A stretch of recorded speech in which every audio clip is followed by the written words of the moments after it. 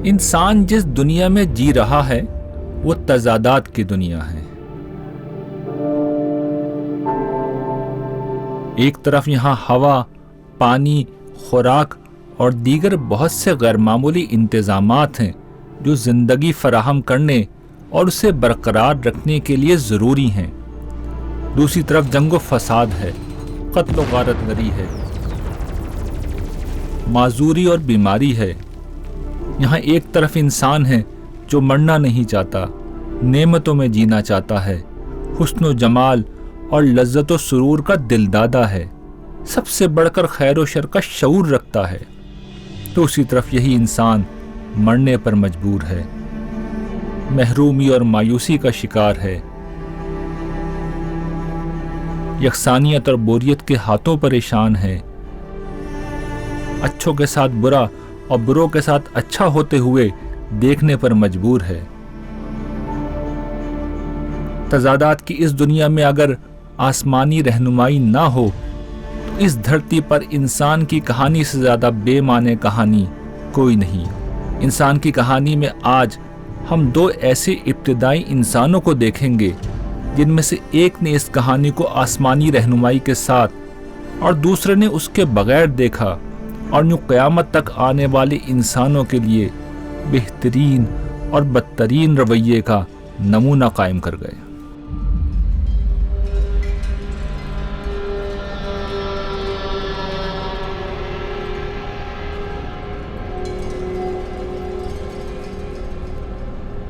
انسان اس دنیا کی واحد مخلوق ہے جو بغیر کسی حق کے اپنی ہی نوع کے لوگوں کو قتل کر دیتی ہے۔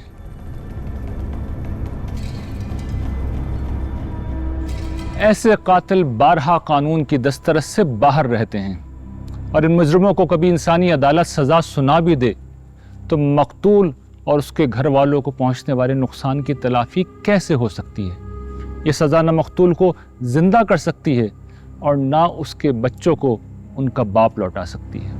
انسان کا کمال یہ ہے کہ اس نے جنگ کی شکل میں منظم قتل عام کا ذریعہ بھی ایجاد کر رکھا ہے، جس میں لاکھوں لوگ مر جاتے ہیں۔ مارنے والوں کو ان کی قومیں ہیرو قرار دے کر ان کی تعظیم کرتی ہیں۔ ہزاروں لاکھوں برس سے انسان ایسا ہی ہے۔ یہ صورتحال کسی بھی حساس انسان کو بہت مایوس کر سکتی ہے، لیکن قرآن مجید آدم علیہ السلام کے دو بیٹوں کی داستان سناتا ہے جو ایسی مایوس کن صورتحال میں جینے کا حوصلہ بھی دیتی ہے اور درست لائحہ عمل بھی بیان کرتی ہے۔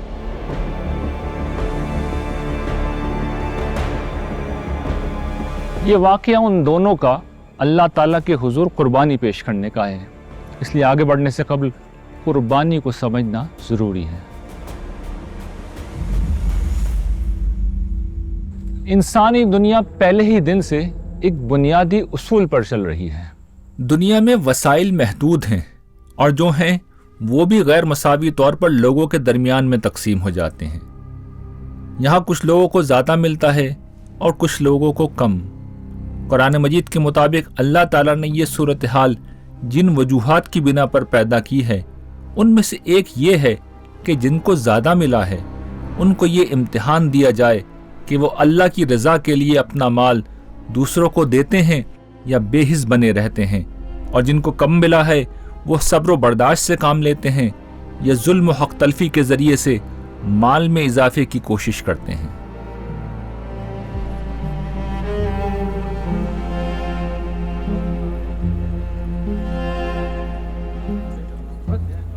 زیادہ پانے والوں کو یہ حکم دیا گیا ہے کہ وہ اپنا مال اللہ کی راہ میں پیش کریں۔ یہ مال غریبوں اور ضرورت مندوں میں تقسیم کر دیا جاتا ہے۔ قربانی اس اصول کی سب سے پہلی عملی شکل تھی۔ حضرت آدم کے جن دو بیٹوں کے قربانی پیش کرنے کا واقعہ قرآن مجید بیان کرتا ہے، ان کے نام حابیل اور قابیل بیان کیے جاتے ہیں، لیکن یہ واقعہ صرف دو افراد ہی کا واقعہ نہیں، بلکہ یہ دو کردار بھی ہیں جو یہ بتاتے ہیں کہ خواہش اور انا کے حصار میں گھرے انسان کس طرح شیطان کا نشانہ بنتے ہیں، اور اس کے بالمقابل نیک لوگوں کا رویہ کس طرح خدا خوفی پر مبنی ہوتا ہے۔ قابیل اور حابیل کا نام تو قرآن میں نہیں آیا، البتہ سورۃ المائدہ میں وہ واقعہ ہے کہ قابیل نے حابیل کو قتل کیا، اور اس کی جو تفصیلات ہیں وہ ہمیں نہیں بتائی گئی، صرف اتنا بتایا گیا کہ قربانی تھی، قابیل کی قربانی اللہ نے قبول نہیں کی، حابیل کی قبول ہوگی، وہ جیلسی کا شکار ہو گیا۔ حابیل نے اللہ کی راہ میں اپنے بہترین جانور اللہ کے حضور پیش کیے، اور قابیل نے بمشکل چند پھل پیش کر کے بس اپنا بوجھ اتارنے کی کوشش کی۔ حابیل کی قربانی قبول ہو گئی اور قابیل کی قبول نہیں ہوئی۔ قابیل انانیت، حسد اور غصے کی آگ میں بھڑک اٹھا اور حابیل کو قتل کی دھمکی دے ڈالی۔ انہیں آدم کے 2 بیٹوں کا قصہ سناؤ۔ ٹھیک ٹھیک، جب ان دونوں نے قربانی پیش کی تو ان میں سے ایک کی قربانی قبول کر لی گئی اور دوسرے کی قبول نہیں کی گئی۔ پھر جس کی قربانی قبول نہیں کی گئی اس نے کہا میں تجھے مار ڈالوں گا۔ حضرت آدم چونکہ نبی تھے، اس لیے ممکنہ طور پر یہ اطلاع ان کے ذریعے سے ان کے بیٹوں کو پہنچا دی گئی ہوگی، یا پھر کوئی اور علامت مقرر ہوگی جس سے اس بات کا اظہار ہو جاتا ہوگا کہ کس کی قربانی قبول ہوئی اور کس کی نہیں ہوئی۔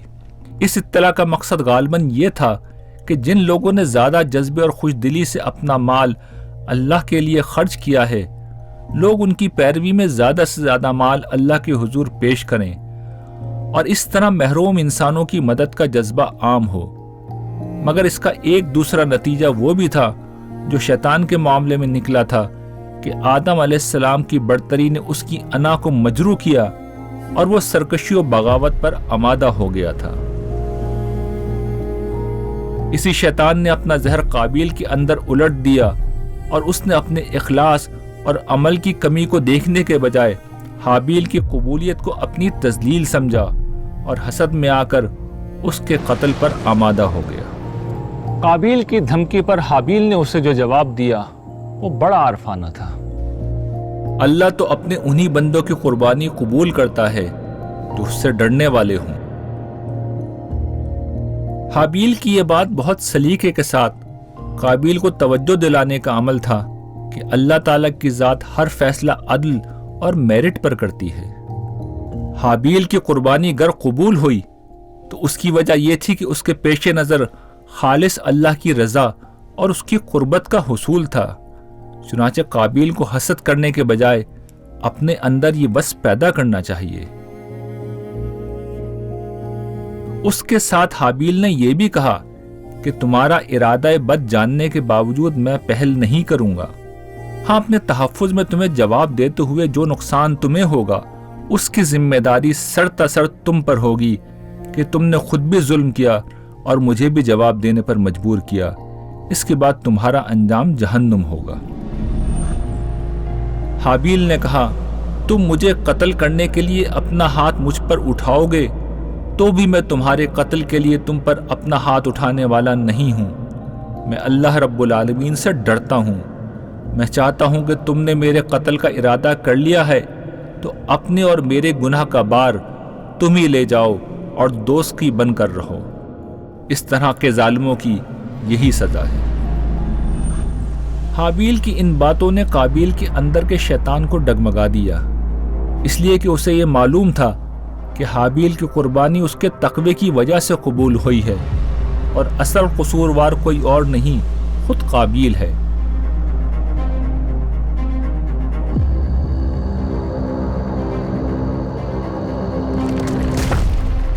مگر اس کے نفس میں موزن حسد، تکبر اور غصے کے جذبات نے اس کے ضمیر کا گلا گھونٹ دیا۔ اس نے اپنے بھائی حابیل کو قتل کر دیا اور ابدی خسارے کا شکار ہو گیا۔ اس پر بھی وہ باز نہیں آیا اور اس کے نفس نے بالآخر اپنے بھائی کے قتل پر اس کو آمادہ کر لیا اور اسے مار کر وہ ان لوگوں میں شامل ہو گیا جو آخرت میں نقصان اٹھانے والے ہیں۔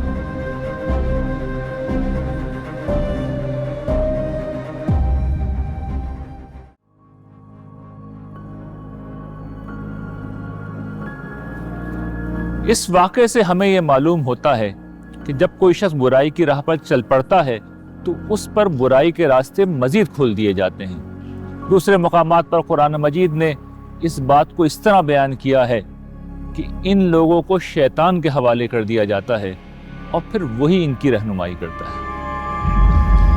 قابیل نے اپنے بھائی کو قتل تو کر دیا مگر اپنے جرم کا نشان نہیں مٹا سکا تھا۔ اتنے میں ایک کوا آیا اور وہ زمین کھودنے لگا۔ اسے دیکھ کر قابیل کو اپنے بھائی کی لاش چھپا کر جرم کا نشان مٹانے کا طریقہ سمجھ میں آ گیا اور وہ اس بات پر نادم ہوا کہ اس میں کوے جتنی عقل بھی نہیں ہے۔ پھر اللہ نے ایک کوے کو بھیجا جو زمین کھودنے لگا تاکہ اس کو بتائے کہ وہ اپنے بھائی کی لاش کس طرح چھپائے۔ یہ دیکھ کر وہ بولا، ہائے میری کم بختی، میں اس کوے جیسا بھی نہ ہو سکا کہ اپنے بھائی کی لاش ہی چھپا لیتا۔ سو اس پر وہ بے حد شرمندہ ہوا۔ قرآن مجید کی آخری بات یہ بتاتی ہے کہ برائی میں گھر جانے والوں کا ضمیر کس درجے مردہ ہو جاتا ہے۔ انہیں اپنے بے گناہ بھائی کو قتل کرنے پر کوئی شرمندگی نہیں ہوتی ہے تو اس بات پر کہ اپنے جرم کا نام و نشان مٹانے کا طریقہ وہ ایک کوے سے سیکھ رہے ہیں۔ قابیل کے ہم قبیلہ لوگ آج تک پیدا ہو رہے ہیں۔ اس کے نتیجے میں انسان کی تاریخ ظلم، سرکشی، قتل و غارت گری اور خونی جنگوں کی تاریخ بن چکی ہے۔ خدا نے قتل و غارت گری اور ظلم کو روکنے کے لیے انسانی جان کی حرمت کو ہر چیز سے زیادہ بلند قرار دیا ہے۔ ایک انسان کے قتل کو پوری انسانیت کا قتل قرار دیا، جان کے بدلے میں جان کا اصول دیا، مگر تاریخ فرشتوں کے اس اندیشے کی تائید کرتی ہے کہ انسانی اختیار جب بھی خواہش اور انانیت کے ہاتھوں بے لگام ہوتا ہے تو ظلم و فساد اور خونریزی کا سلسلہ پھیلتا چلا جاتا ہے۔ اس ظلم و فساد کو دیکھ کر بہت سے لوگ یہ نتیجہ اخذ کرتے ہیں کہ یہاں کوئی خدا نہیں جو عدل و انصاف قائم کرے۔ انسان بس ایک ترقی یافتہ جانور ہے جو قتل کرنے میں جانوروں سے زیادہ ماہر ہے۔ تاہم قرآن مجید اس طرح کے واقعات کو دیکھنے کا ایک دوسرا زاویہ ہمارے سامنے رکھتا ہے۔ اگر قابیل جیسے لوگوں کا شر، ظلم اور فساد نہ ہو تو حابیل جیسے کرداروں کی عظمت بھی واضح نہیں ہو سکتی۔ حابیل کی خدا خوفی اسی وقت پوری طرح نمایاں ہوتی ہے جب یہ سمجھ میں آ جاتا ہے کہ اسے بھی قابیل کو قتل کرنے کا اختیار تھا جو اس نے پہل کر کے استعمال نہیں کیا۔ وہ بھی چاہتا تو قابیل کی طرح دنیا کو دکھانے کے لیے اخلاص اور روح سے خالی کوئی قربانی پیش کر سکتا تھا، مگر اس نے خدا کے حضور پوری محبت اور شوق سے اپنی بہترین چیز کو قربانی کے لیے پیش کیا۔ حابیل اور اس جیسے لوگوں کا یہی وہ رویہ ہے جو روز قیامت تمام مخلوقات کے سامنے یہ حقیقت ثابت کر دے گا کہ جن لوگوں کو کائنات کی بادشاہی دی جا رہی ہے وہ واقعی اس قابل ہیں، انہیں یہ مقام دیا جائے۔ نادان لوگ اس دنیا میں پائے جانے والے شر کو انکار خدا کی وجہ بنا لیتے ہیں، حالانکہ یہ شر خدا کے نہ ہونے کا نہیں بلکہ اس بات کا ثبوت ہے کہ قیامت کا دن آئے گا جب خدا اپنی عدالت لگا کر انصاف کے ساتھ، کامل انصاف کے ساتھ فیصلہ سنا دے گا۔ انسان فطری طور پر عدل و انصاف کو پسند کرتا ہے۔ اس کی فطرت یہ چاہتی ہے کہ اچھے لوگوں کے ساتھ اچھا ہو اور برے لوگ اپنے انجام کو پہنچیں۔ انسانوں نے اس دنیا میں سزا و جزا اور قانون و عدالت کا پورا نظام اسی اصول پر بنا رکھا ہے۔ یہ پورا نظام انسانی فطرت میں موجود خیر و شر کے تصور پر مبنی ہے، مگر دوسری طرف یہ بھی حقیقت ہے کہ دنیا میں بارہا کوئی حابیل مظلومانہ قتل ہو جاتا ہے اور قابیل کو سزا نہیں ملتی۔ قابیل کو سزا مل بھی جائے تو حابیل کی جان تو واپس نہیں آ سکتی۔ کتنے ہی حابیل ہیں جو اپنی نیکیوں کا بدلہ پانے کے بجائے اپنی نیکی کی قیمت ادا کرتے ہیں۔ انسانی ضمیر اس صورتحال پر یہ تقاضا کرتا ہے کہ ایک دن ایسا ہونا چاہیے جب مکمل سزا جزا اور انصاف ہو۔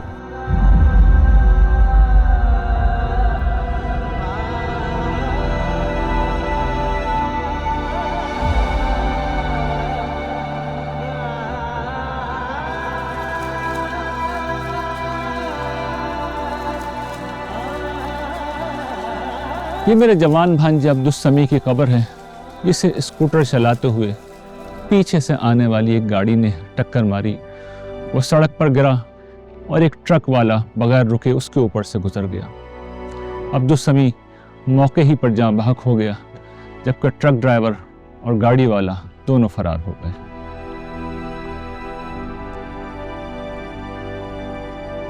میری والدہ یہ صدمہ برداشت نہ کر سکیں اور کچھ ہی عرصے میں ان کا بھی انتقال ہو گیا۔ یہ ان کی قبر ہے۔ عبدالسمیع میڈیا سائنس کا اسٹوڈنٹ تھا۔ اس نے میرے ساتھ مل کر ایک اصلاحی ڈرامہ پھر فرض کیجئے بنایا تھا۔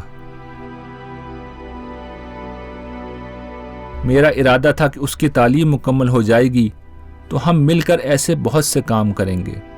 آج وہ زندہ ہوتا تو انسان کی کہانی کی ٹیم کا حصہ ہوتا۔ میں نے کبھی خواب میں بھی یہ نہ سوچا تھا کہ عبدالسمیع انسان کی کہانی کا حصہ اس طرح بنے گا۔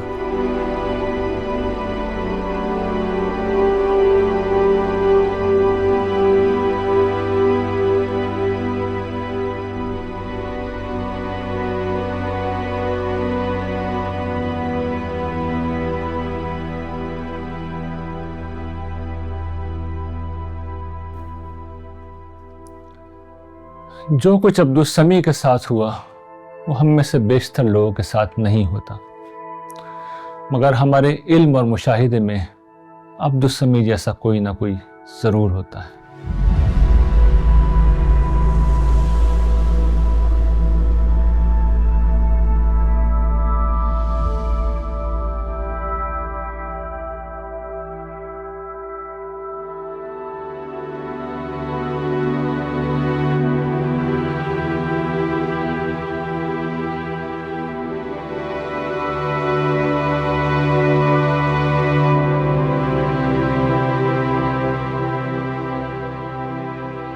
ہم جوان ہوں یا بوڑھے اکثر اپنے کام مکمل کیے بغیر دنیا سے رخصت ہو جاتے ہیں، مگر ہم مرنا نہیں چاہتے۔ ہمیشہ جینے کی خواہش کے علاوہ ہمارے اندر ذوق جمال ہے۔ اس ذوق جمال کی بنا پر حسن و جوانی، رنگ و روشنی، خوشبو و ذائقہ، ساز و آواز، نغمہ و آہنگ اور کیف و سرور جیسی ہر چیز ہمیں مرغوب ہے، مگر اس دنیا کا المیہ یہ ہے کہ یہاں نہ انسان رہتا ہے نہ انسان کے مرغوبات کو دوام ہے۔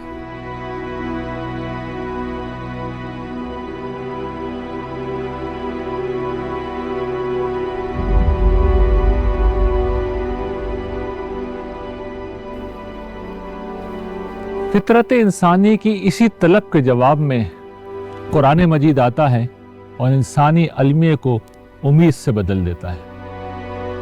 قرآن یہ بتاتا ہے کہ جس خالق نے یہ عظیم کائنات بنائی اور اس زمین پر زندگی کے ان گنت اسباب اپنی قدرت سے رکھے، وہ اتنا کمزور ہرگز نہیں کہ مردوں کو زندہ نہ کر سکے۔ وہ ایسا بے انصاف نہیں کہ اس اندھیر نگری میں برپا ظلم کا حساب کتاب نہ کرے۔ وہ اتنا بے ذوق نہیں کہ جس انسان کو عیش دوام کا شوق دیا اس کی تمناؤں کی تکمیل نہ کرے۔ وہ قبروں میں دفن لوگوں کو زندہ کرے گا، ہر نیکی اور بدی کا مکمل بدلہ دے گا۔ اپنے ان وفاداروں کو جنہوں نے غیب میں رہ کر اپنے اقتدار اور اختیار کو اچھائی کے لیے استعمال کیا، انہیں فردوس بری کے باغوں میں بسائے گا۔ یہ وہ جنت ہوگی جہاں زندگی، جوانی، خوبصورتی، لذت اور سرور جیسی چیزیں ہمیشہ کے لیے ان لوگوں کو دے دی جائیں گی جنہوں نے غیب میں رہ کر خدا کو مانا اور اچھے اعمال کیے۔ رہے مجرم تو وہ اس کے انصاف سے بچ نہیں سکیں گے۔ یہ اللہ کا وعدہ ہے، وہ اپنے وعدے کے خلاف نہیں کرتا۔ انسان جب اس حقیقت کو سمجھ لیتا ہے کہ یہ دنیا کتاب زندگی کا محض ایک ورق ہے، مکمل کتاب نہیں، تو وہ اطمینان قلب کی اس دولت کو پا لیتا ہے اس کا کوئی نعم البدل اس دنیا میں نہیں پایا جاتا، جبکہ اس حقیقت کا انکار کرنے والے بے یقینی اور اضطراب ہی میں جیتے ہیں۔ خدا اور آخرت کے منکر اپنی زندگی جیسے بھی گزاریں، لیکن بڑھاپے یا کسی بیماری کے نتیجے میں جب انہیں اپنی موت سامنے کھڑی نظر آتی ہے تو ان کی مایوسی اپنے نقطہ عروج پر پہنچ جاتی ہے۔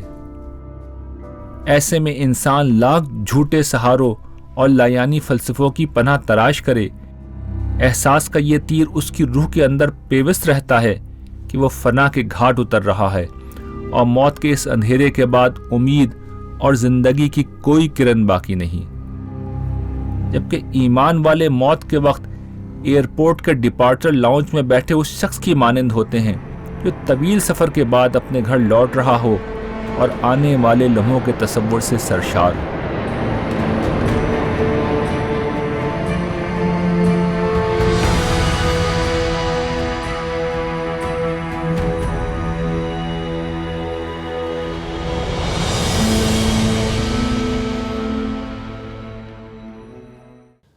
جو لوگ خدا کو نہیں مانتے وہ کہتے ہیں کہ یہ خیالی پلاؤ، جھوٹی امیدیں اور خالی تمنائیں ہیں۔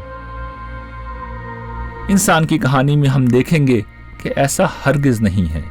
انسان کی فطرت اس کائنات میں بکھری خدا کی قدرت کی نشانیاں اور اس دنیا میں وقفے وقفے سے برپا کی جانے والی وہ خدائی سزا و جزا جس کی تفصیل ہم اگلی اقساط میں بہت وضاحت سے دیکھیں گے، یہ ثابت کرتی ہیں کہ آخرت کی زندگی کوئی سراب نہیں، ایک ایسی سچائی ہے جس کا سامنا ہر شخص کو کرنا ہے۔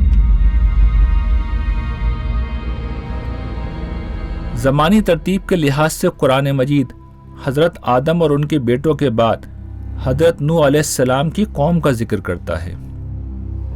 تاریخی طور پہ ہم ان کے زمانے کو متعین تو نہیں کر سکتے، لیکن اندازاً کہہ سکتے ہیں کہ حضرت آدم سے لے کر حضرت نوح تک ایک طویل عرصہ گزر چکا تھا۔ تاریخ اور اینتھروپولوجی کے علم سے اندازہ ہوتا ہے کہ اس طویل مدت میں نسل انسانی پھیلتی چلی گئی اور پوری دھرتی انسانوں کے تصرف میں آ گئی۔ انسان یا ہومو سیپین کے سوا دیگر انسانوں نے رفتہ رفتہ عہد شکار سے عہد زراعت میں قدم رکھا۔ آخری آئس ایج کے بعد بیج سے فصلوں کو بو کر انسان نے اپنی خوراک کا مستقل بندوبست کر لیا۔ وہ جنگلی جانوروں کو سدھا کر ان کو سواری، خوراک اور دیگر کاموں کے لیے استعمال کرنے لگا۔ یوں بستیاں، شہر اور تمدن وجود میں آیا۔ مگر انسان نے تمدنی طور پر جتنی ترقی کی، اتنا ہی وہ خدا سے دور ہوتا چلا گیا۔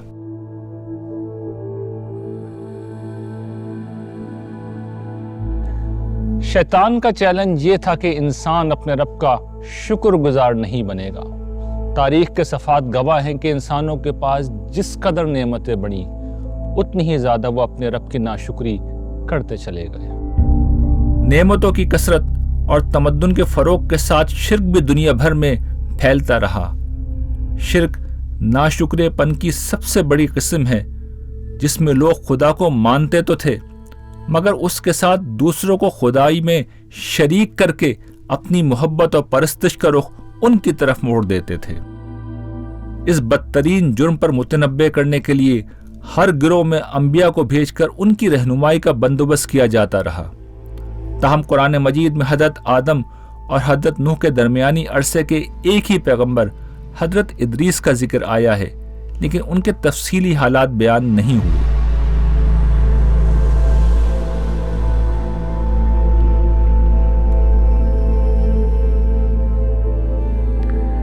قرآن مجید اور دیگر آسمانی صحائف بالکل واضح ہیں کہ انسان نے اپنا سفر توحید سے شروع کیا اور پھر انسانی کمزوریوں اور شیطانی دراندازیوں کی بنا پر شرک ان کے درمیان پھیلتا چلا گیا۔ مذہب کے اس تاریخی تناظر کے برعکس منکرین خدا نے انسان کو ایک ترقی یافتہ حیوان سمجھا۔ ظاہر ہے کہ حیوان کا کوئی مذہب نہیں ہوتا، چنانچہ وہ اس ترقی یافتہ جانور میں رائج مذہبی تصورات کی تفہیم اس طرح کرتے ہیں کہ انسانوں نے ایک پرخطر دنیا میں زندگی شروع کی اور اپنے خوف پر قابو پانے کے لیے مظاہر فطرت کی پرستش شروع کر دی۔ دعویٰ کیا جاتا ہے کہ انسان بتدریج شرک سے توحید کی طرف آیا۔ انسان نے پہل مشکلات میں مدد پانے کے لیے آباء و اجداد کی ارواح کی پرستش کی۔ کائناتی حوادث کے شر سے بچنے کے لیے دیوی دیوتاؤں اور مظاہر فطرت کے سامنے سر جھکایا۔ پھر وہ بتدریج ایک خدا تک آیا اور اب کسی خدا کو نہیں مانتا۔ اپنے نقطہ نظر کے حق میں نہ ماننے والوں کے پاس صرف یہی ایک استدلال ہے کہ زمانہ قبل اس تاریخ میں انہیں شرک کے کچھ آثار ملے ہیں اور توحید کا کوئی اثر نہیں مل سکا۔ مگر سوال یہ ہے کہ توحید کے آثار مل بھی کیسے سکتے تھے؟ یہ بڑا پیارا سوال ہے کہ جی توحید کے آثار نہیں ملتے، شرک کے ملتے ہیں۔ دیکھیں توحید کے آثار یہ ہوتے ہیں کہ شرک کے آثار نہ ہوں، ٹھیک ہے؟ یعنی شرک ایک وجودی چیز ہے، توحید وجودی چیز نہیں ہے۔ بت پرستی تو ہمیں ملے گی، جہاں بت پرستی کی مخالفت نہیں تھی تو وہاں بت نہیں ہے، وہاں کوئی توحید کی علامتیں تھوڑی ہمیں ملیں گی وہاں جا کے۔ بت پرستی بھی چونکہ بہت پہلے سے ہوتی رہی ہے اس لیے ہمیں بت بھی نظر آتے ہیں، توحید تو یہ تھی کہ جہاں بت نہیں ہے تو وہاں توحید ہی توحید ہے۔ انبیاء کے دین میں نہ کبھی کسی مخلوق کی کوئی پرستش ہوئی کہ اس کا کوئی اثر باقی رہ جاتا، نہ خدا کا کوئی بت بنانے کی اجازت کبھی دی گئی کہ خدا کا بت کہیں سے دریافت ہو جاتا اور توحید کے اثار کے طور پر پیش کیا جا سکتا۔ باقی رہا شرک کا فروغ، تو اس کا فروغ اس بات کا ثبوت نہیں کہ انسانیت کا آغاز مشرکانہ مذاہب سے ہوا۔ یہ شیطان کے اس چیلنج کا نتیجہ ہے جس میں اس نے توحید کو خاص طور پر اپنا نشانہ بنایا ہے۔ تاریخ کی روشنی میں اس کا سب سے بڑا ثبوت ابراہیمی مذاہب یعنی یہودیت، مسیحیت اور اسلام ہیں۔ یہ تینوں مذاہب جن انبیاء سے منسوب ہیں ان کے متعلق معلوم ہے کہ وہ اپنی امتوں کو توحید کی دعوت دیتے رہے، لیکن ہم جانتے ہیں کہ ان امتوں نے ایک خدا سے اپنا سفر شروع کیا اور پھر وہ بار بار شرک میں مبتلا ہوئے۔ یہود نے انبیاء کی موجودگی میں گائے سے لے کر دوسری اقوام کے بتوں تک کی پرستش کی۔ مسیحی حضرات جو بائبل پر ایمان رکھتے ہیں وہ اس میں شرک کی شدید مذمت پڑھنے کے باوجود اپنے پیغمبر حضرت عیسیٰ علیہ السلام کو خدا کا بیٹا مانتے ہیں۔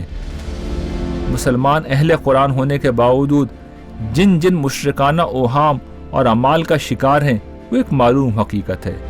جب آسمانی صحائف کی مستقل رہنمائی اور انبیاء کے سائے میں پروان چڑھنے والی امتوں کا یہ حال ہے تو اس سے ان قوموں کے حال پر قیاس کیا جا سکتا ہے جہاں ایک طویل عرصے تک کوئی نبی نہیں آیا۔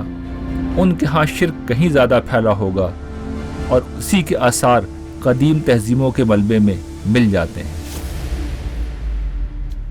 ایک سوال یہ پیدا ہوتا ہے کہ لوگوں نے خدا کو ایک ماننے کے باوجود اس کے ساتھ دیگر ہستیوں کو شریک کیوں ٹھہرایا؟ کیوں ایک خدا کے فطری اور عقلی تصور کو قبول نہیں کیا؟ دوسری وجہ انسان کا کسی غیبی تصور کے مقابلے میں نظر آنے والی چیزوں سے زیادہ مانوس ہونا ہے۔ ایک تیسری وجہ انسان کی توہم پرستی اور مخلوقات سے خوف اور عقیدت کا تعلق ہے۔ دیکھیں جہاں بھی دنیا میں شرک ہوا ہے نا اس کے پیچھے اندھی عقیدت ہے۔ جیسے نوح علیہ السلام کے بارے میں روایات میں آتا ہے ان کی قوم میں جو 5 بتوں کی عبادت ہوئی ہے جس کا سورہ نوح میں تذکرہ ہے، ودًا ولا سواع ولا یغوث ویعوق ونسرا، ود سواع یغوث یعوق نصر، یہ 5 بزرگ تھے، اصل میں اہل اللہ تھے، اللہ کی عبادت کرتے تھے۔ حضرت آدم علیہ السلام کے بعد کچھ اللہ کے نیک بندے تھے جو اللہ کی عبادت کیا کرتے تھے، جب فوت ہو گئے تو لوگوں نے ان کی یاد میں وہاں پتھر رکھنے شروع کر دیے کہ چلیں ہم تو گناہ گار ہیں لیکن ہم ان نیک بندوں کو یاد کیا کریں گے۔ ان کے دنیا سے جانے کے بعد لوگوں نے کہا یار اتنے بڑے بزرگ دنیا سے چلے گئے تو یہ تو گویا اللہ کی نافرمانی ہے کہ ہم ان بزرگوں کی کوئی کچھ ان کو الگ سے پروٹوکول نہ دیں۔ تو اللہ والوں سے محبت تو ایمان کی علامت ہے، تو اللہ والوں سے محبت کرتے کرتے ان کی پتلے بنا دیے اور پھر ان کے سامنے جھکنا شروع کر دیا، پھر انہیں سے مرادیں مانگنا شروع کر دیں۔ ہم لاکھ بتاتے رہے، مسلم شریف میں حدیث ہے قبروں پہ عمارتیں مت بنانا، قبروں کو پکا مت کرنا، وہ کہتا نہیں ہم بنائیں گے عمارتیں کیونکہ یہاں سے ہمیں جذبہ ملتا ہے۔ پھر آہستہ آہستہ اگلی نسل آئی تو انہوں نے ان پتھروں کو تراشنا شروع کر دیا، پھر اس پہ تصویریں بنانا شروع کر دی، حتیٰ کہ وہ ماڈل بن گئے ان کے۔ اور وہ 5 بت تھے جس کا ذکر سورہ نوح میں اللہ تعالیٰ نے کیا ہے، قوم نوح جن کی پوجا کیا کرتی تھی۔ ہر شرک کے پیچھے یہ اندھی عقیدت ہے، تو اس اندھی عقیدت نے انسان کو مشرک بنایا ہے۔ زیادہ بڑی وجہ شرک کی ہے۔ یہ پہلا سلسلہ تھا جو شروع ہوا، پھر اللہ تبارک و تعالیٰ نے ان کی اصلاح کے لیے حضرت نوح علیہ السلام کو بھیجا۔ یہ سب چیزیں ملتی ہیں اور شرک وجود میں آ جاتا ہے، اور جب ایک دفعہ وجود میں آ جائے تو پھر کسی متعدی مرض کی طرح پھیلتا چلا جاتا ہے۔ یہی وہ صورتحال ہے جسے ختم کرنے کے لیے رسولوں کی آمد کا سلسلہ شروع ہوا۔ رسول کون ہوتے ہیں اور کس طرح خدا اور آخرت کا سب سے بڑا ثبوت بن جاتے ہیں، اس کو ہم حضرت نوح علیہ السلام کی حالات زندگی میں سمجھیں گے۔ تب تک کے لیے اللہ نگہبان۔ السلام علیکم ورحمۃ اللہ وبرکاتہ۔